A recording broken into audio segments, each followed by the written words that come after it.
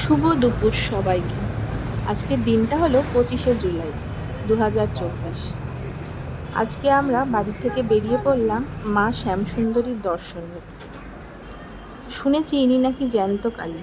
এনার কাছে মন থেকে যা চাইবেন সেটাই পাবেন। তাই আজকে আমরা বেরিয়ে পড়েছি মা শ্যামসুন্দরীর দর্শনে। একটা ৫ বছর বয়সী ছোট্ট মেয়ের মতন মাকে দেখতে।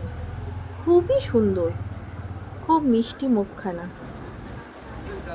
দেখুন, আমরা এখন প্রবেশ করব মা শ্যামসুন্দরীর মন্দিরে। মা শুধু চালকলাতেই প্রসন্ন।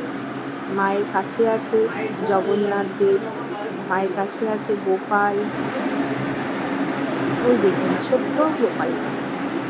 খুব সুন্দর পরিবেশ। একটা বাড়ির মধ্যে মা শ্যামসুন্দরী।